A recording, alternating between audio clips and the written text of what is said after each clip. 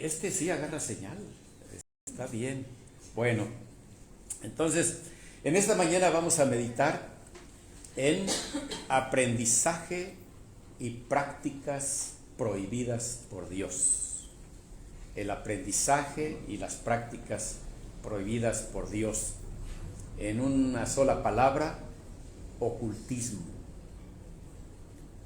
Todo eso está prohibido por el Señor. En nuestro México sabemos que se festeja el Día de Muertos y allá en los Estados Unidos el Halloween en estas mismas fechas. Bueno, tienen un trasfondo de ocultismo todo esto. Nosotros vamos a poder relacionar en este momento algunas de esas prácticas. A mí me sorprendió cómo está tan arraigado allá el Halloween, porque al salir a caminar di un rodeo como de 1 hora. En muchas casas ya tenían sus motivos de Halloween, calaveras, telarañas,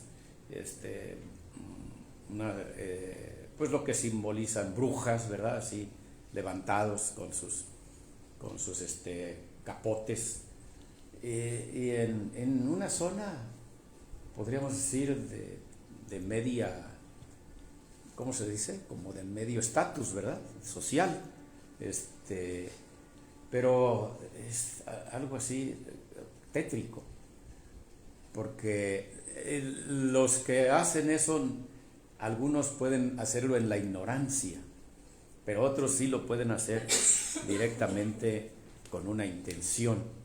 Me platicaban los hermanos que hace años, en estas fechas especialmente, se desaparecían muchos niños. Entonces ya sabrán, ¿verdad?, el destino que podían tener esos niños, y que, bueno, a raíz de todas esas cosas ya la policía ha estado más alerta, pero seguramente siguen haciendo algunas cosas por ese estilo. Y este texto que recién leemos, empezamos con esa práctica de ofrecer niños en sacrificio. Vamos a observar lo que dice el texto allí en Deuteronomio capítulo 18. Para los que nos ven en Facebook, estamos en Deuteronomio capítulo 18, versículos 9 al 14.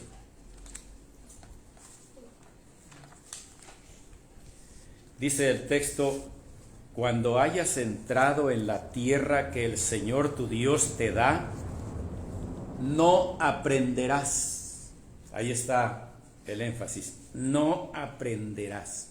Porque alguien puede decir, bueno, yo sí he aprendido, pero no practico. No, la prohibición es no aprenderás también. Ni siquiera eso. Porque el sesgo está muy cerca. Entonces, no aprenderás a hacer, y ahí está la práctica, las abominaciones de aquellas naciones. Y entonces hace un listado que está relacionado con el ocultismo. Hay muchas otras prácticas que podían tener las naciones que eran pecaminosas, pero este texto en especial está dirigido a estas prácticas ocultas. Y comienza la primera de las prohibiciones: no sea hallado en ti quien haga pasar por fuego a su hijo o a su hija. Este es sacrificio humano, sacrificio de niños, que ya se practicaban desde tiempos ancestrales. Había un ídolo que se ha rescatado, y se sabe que él tenía los brazos así estaba la escultura. Entonces en los brazos ponían al niño y abajo le prendían fuego. Esto es pasar por fuego, quemarlos en honor a alguien o algo. El rey David haría una alusión a esto cuando dice, bueno, daré el fruto de mi vientre por mi pecado. Y estas cosas que también sabemos que existían aquí en nuestro México prehispánico. No es nada más de aquellas culturas de Europa, de Asia, de África, ¿no? También aquí en América se sabe que se tenían esas prácticas de los sacrificios humanos, de los cenotes, por ejemplo, allá en la región maya, se sabe que también ahí se sacrificaban personas, y en las pirámides, tan socorridas como el sol y la luna, y también en otras regiones como Chichén Itzá, y se nota allí en las ruinas cómo está la piedra de los sacrificios en la parte superior de las pirámides. Bueno, todo esto ya era una práctica, es una práctica milenaria que todavía hasta la fecha se sigue haciendo. Y uno dice, bueno, yo jamás sacrificaría a mi hijo, ¿verdad? O a mi hija, no lo ofrecería. Sí, eso es muy fuerte. Imagínense sacrificar al bebé. Pero hay algunos indicios de que en México hay gente que sigue haciendo eso. Hay gente que de repente se les aparece su hijo y su hija, y va la policía, investiga y no saben ni dónde, y arman una trama, y todo parece indicar que los mismos padres algo hicieron con el hijo o con la hija. Pero ahí queda. Y si son personas muy influyentes, pues es más fácil detener las investigaciones en algún momento. Pero esto sigue sucediendo en nuestros días y en nuestro país. Ahí está esta prohibición fuerte. Algunos decían que para que pudieran calmar la ira de los dioses, por eso se ofrecían los sacrificios humanos. En nuestra historia está este mito de que el sol nace allá, pues ya sabemos, en el oriente, y entonces empieza a hacer su recorrido plácidamente, iluminando a la humanidad. Pero ya cuando va a atardecer, resulta que una diosa va persiguiéndolo y lo hiere, y por eso se tiñe de rojo el horizonte en la tarde. Entonces el sol empieza a desangrarse, y teniéndosele por Dios, ¿verdad?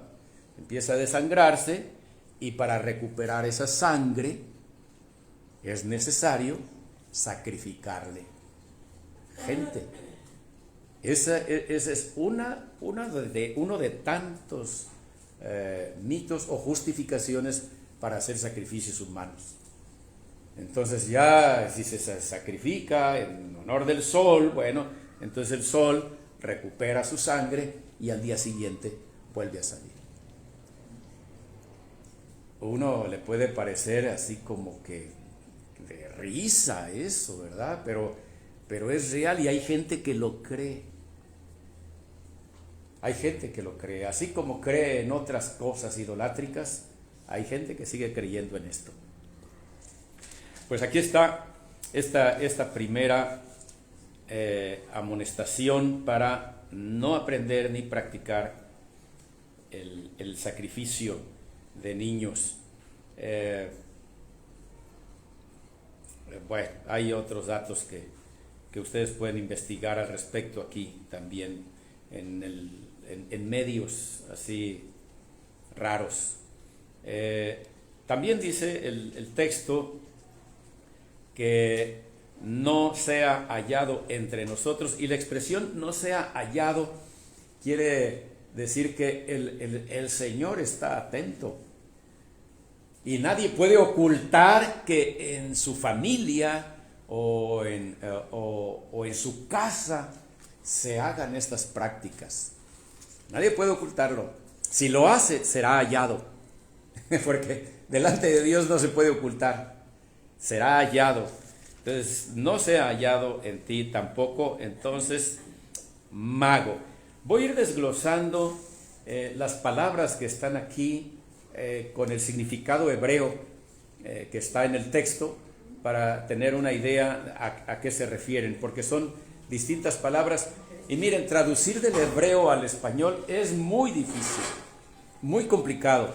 Entonces ustedes encontrarán en unas Biblias que una palabra hebrea sea traducido como mago, en otra como encantador o como adivino.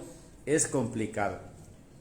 Entonces lo que queremos en esta mañana exponer es lo que significan en el idioma hebreo esas palabras, y ya tendremos idea también de qué prácticas, a qué prácticas se refiere. Bueno, lo que tenemos aquí en la Reina Valera 2015 como mago, en la 60 aparece como adivino, y les digo, es que es complicado poner una u otra palabra. Lo que significa en hebreo esta palabra que se ha traducido así es predecir, es pronosticar, es presagiar, ¿verdad? Hacer presagios, a eso se refiere. Entonces dice el Señor: hey, no sea hallado en ti alguien que haga presagios. Y curiosamente hay gente que usa la Biblia y se levanta como predicador y como profeta y entra en esta región de los presagios. Hay gente que se las da de consejero, por ejemplo, y entonces alguien en necesidad va con el consejero, se supone que es cristiano, que pues es a la luz de la Biblia, y el consejero empieza a presagiarle: mira, a ti te va a ir así, que quién sabe qué, y todas estas cosas. Eso no es de Dios. Hay gente que practica el ocultismo metida en las filas del cristianismo. Esto es importante que lo hagamos notar y aclarar para que nosotros podamos mantenernos alertas y no nos dejemos engañar por alguien que practique presagios, según profetiza sobre alguien. Y yo conocí a un hombre que traían de Estados Unidos aquí, y hacía cosas así, y entonces él decía: miren, pongan su mano sobre su hermano que está a un lado y profetícenle, díganle lo primero que les venga a la mente y no suelten, sigan. Una de esas cosas seguramente será de Dios y va a ser. ¿Ustedes creen este tipo de prácticas abominables y dentro de una congregación evangélica? Bueno, quienes estén allí deberían de despertar y decir: esto no es de Dios. Aunque anuncien al tal fulano como profeta y quién sabe qué tantos platillos y lo traen, no es de Dios. Presagiar. La siguiente palabra que está aquí como exorcista, creo que la expresión exorcista está relacionada, pero va más allá del exorcismo. El exorcismo es como sacar demonios, ¿verdad? Eso es sacar demonios.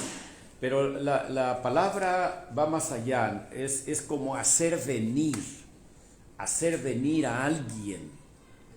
Entonces, en el caso del exorcismo, pues sería como hacer que el demonio que está en la persona salga de ahí. Y para eso hay rituales. De esto nos previene el Señor. No. Ahora aquí nosotros podríamos preguntar: ¿qué pasa si un cristiano, nosotros aquí, nos enfrentamos con alguien que estuviera poseído por un demonio? Entonces, ¿la Biblia nos prohíbe exorcizar? La Biblia nos prohíbe hacer rituales exorcizantes. No nos prohíbe orar al Señor para que la persona sea liberada. Eso es distinto, ¿verdad? No es que vamos a juntar quién sabe qué cosas y nos vamos a organizar de tal modo en círculo y vamos a poner una estrella o quién sabe qué, o velas, y vamos a poner allí al endemoniado y lo vamos a atar con cadenas para que no se nos vaya, y luego a proferir algunas palabras como en código, ¿verdad? Como fórmulas mágicas para que salga el demonio de ahí. Eso lo tenemos prohibido. ¿De acuerdo? Lo tenemos prohibido. El Señor Jesús, cuando exorcizaba, Él no usaba fórmulas ni nada de eso, ¿verdad? Simplemente mandaba: sal de ahí y punto. No había ningún ritual. Era el poder de Dios obrando y se acabó. Eso es importante, ¿verdad? Es diferente orar, clamar al Señor para que una persona sea liberada, a que uno haga ciertos rituales. Y algunos, por ejemplo, ya lo tienen, que por la sangre de Cristo y la sangre de Cristo y la sangre, pues ya lo tienen como fórmula. No hay allí una práctica sana en estas cosas. La otra práctica que sigue en la 2015, adivino. Bueno, ¿qué cosa es adivino? En el hebreo. Bueno, de todos modos tengo que regresar a hacer venir, porque vamos a ver un ejemplo, un caso bíblico, y si me alcanza el tiempo, podré mencionar un caso de nuestro tiempo, que estuve ahí cerca. Pero de momento avanzamos entonces hacia el adivino o el sortílego, como está en la 60. Esta palabra en hebreo significa practicar la adivinación. Y dice uno, bueno, pero ¿qué cosa es adivinación? Está ligado con la primera palabra que mencionamos, presagiar, adivinar. Pero esta palabra en hebreo en especial quiere decir que se descubre un conocimiento oculto. Algo que está oculto, la persona que es adivina, ella se mete y se apoya en la ayuda, fíjense bien, en la ayuda de poderes sobrenaturales para traer un conocimiento oculto para acá. Entonces ya estamos hablando de gente que tiene una relación cercana con los demonios. Tiene que apoyarse, y así tal cual sería apoyarse en espíritus demoníacos para poder traer un conocimiento que está oculto. Esto es lo que sería sortílego o adivino, según la traducción. Esto es lo que pasó allá con Saúl, que es el caso que vamos a ver más adelante. Hechicero, ¿qué es un hechicero? Bueno, igual, la palabra en hebreo significa producir efectos sobrenaturales. Eso es un hechicero. Produce efectos no naturales, otra vez, ¿apoyado en quién? En espíritus malignos, ¿verdad? En espíritus superiores. Porque una persona no puede hacer nada. Dios no nos ha dado facultad a los seres humanos.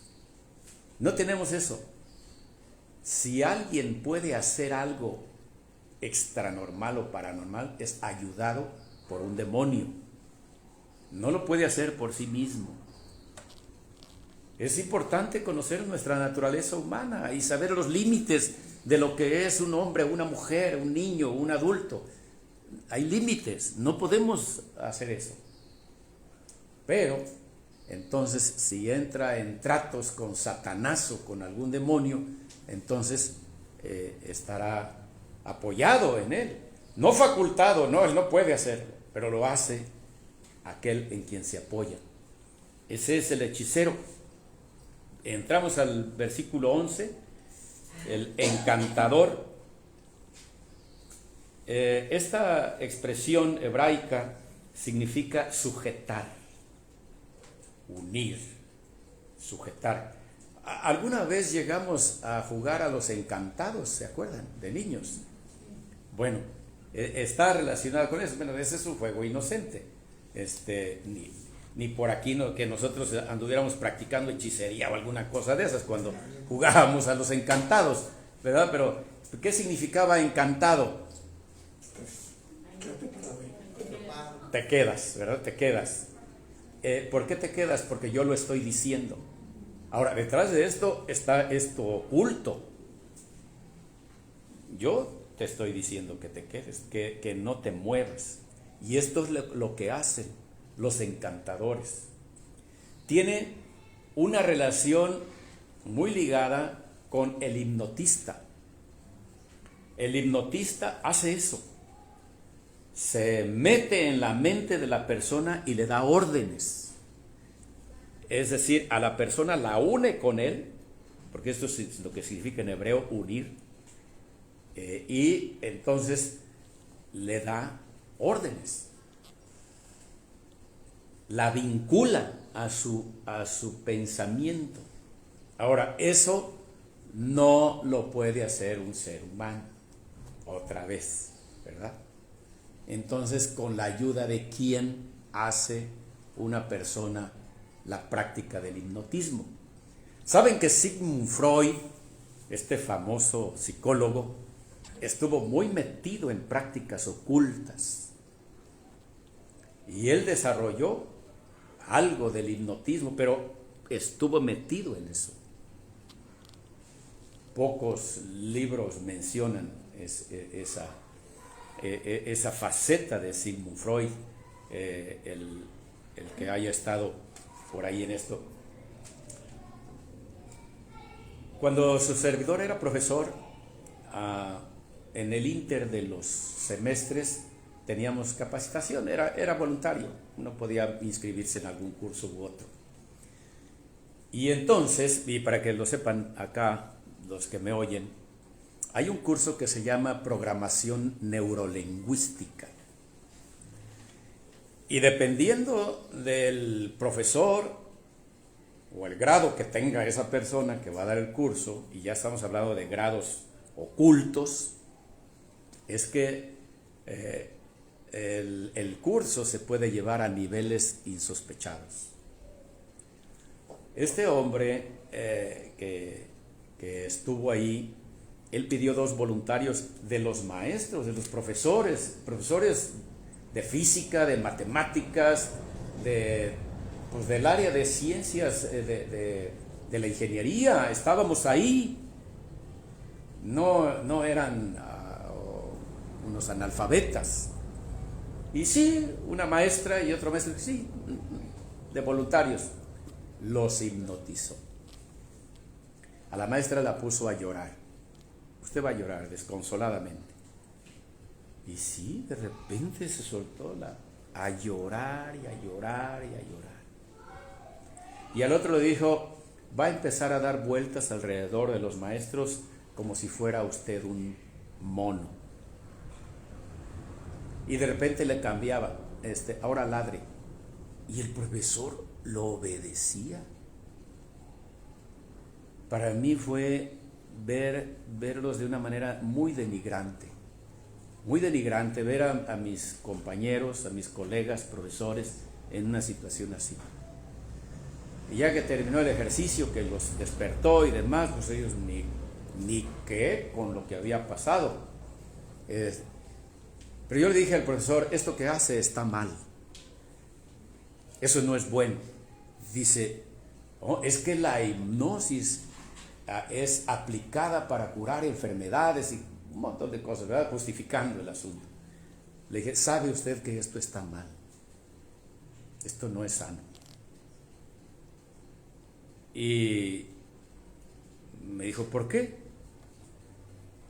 Le dije, mire, usted al inducir a una persona a que haga como estas cosas que hizo, también se le puede inducir a que cometa un delito, un crimen. Dice, no, porque el hipnotizado nunca va a actuar contra sus valores. Y yo nada más le sonreí, le dije, por favor, si estando conscientes somos capaces de actuar contra nuestros valores, ahora hipnotizados, con más razón. Y se quedó así de a 6, ¿verdad? Con esa respuesta. Y le dije, esto no es sano, no está bien. Y ya agachó la cabeza un poco y ya no objetó, porque además, entre otras cosas, le digo, usted puede darle razones a una persona para que haga un crimen. Si usted le vende la idea de que fulano le hizo algo a su papá, a su mamá o a su hija, se va a ir contra él. Entonces no me venga a decir que no puede actuar una persona así. Y delante de los profesores, ahí. Tenemos que levantar la voz en algún momento, ¿verdad? Y poder expresarlo. Y conste que no usé la Biblia, ¿verdad? Porque digo, si uso la Biblia, pues en ese ambiente, pues ¿qué? Pues es su fe, ¿verdad? Eso es, no la usé. Pero en la práctica sabemos que es malo, independientemente de si la persona cree o no en la palabra de Dios, si cree o no en lo que Dios dice, es malo el hipnotismo. Y que vengan con sus argumentos de que sirve para sanar y cosas de esas, bueno, Dios ha prohibido, ¿verdad? No pueden justificarlo, no pueden decir, es que lo estoy haciendo para hacer el bien. No lo puedes justificar. Como tampoco puedes pasar a tu hijo por fuego justificando que es para algo bueno, ¿verdad? O sea, es absurdo. De ahí de que este de encantador está muy ligado con el tema del hipnotismo. Luego sigue el espiritista, en el orden en el que vamos avanzando. Esta palabra significa, que es soel en hebreo, preguntar y tratar de descubrir. Ese es el espiritista. Cuando se hace una sesión de espiritismo, ellos lanzan preguntas por allá, al más allá, ¿verdad? Estando más acá, quieren estar más allá. Y ahí están. ¿Y quién eres? Y preséntate, y esto y lo otro. Y están indagando. Eso es el tratar de descubrir, desde luego tratar de descubrir o localizar cosas que Dios ha prohibido que se metan allí. Lo siguiente es el preguntador a los espíritus, que está relacionado con el anterior, y es cierto, es preguntar. Este preguntador de los espíritus podemos resumirlo en una sola palabra: nigromante, que tiene que ver con los muertos, ¿verdad? Se consulta a los espíritus de los muertos. En teoría se supone que se trata del muerto, al espíritu que le estoy preguntando, y de ahí la palabra nigromante. ¿Alguien aquí sabe que en nuestra historia hay un nigromante famoso? ¿Quién es? ¿Un personaje? Hay un hombre de calle. Aquí en Colima hay una calle, ¿verdad? Pero la gente lo conoce más como el nigromante que el nombre de la persona. ¿Alguien sabe? Ignacio Ramírez. Ignacio Ramírez, mejor conocido como el nigromante. Su nombre completo, Juan Ignacio Paulino Ramírez Calzada. Este hombre se dedicaba a eso. Era periodista y era político y muchas cosas destacó, por eso el nombre de la calle. Pero él consultaba a los muertos. Francisco I. Madero también era dado a estas prácticas.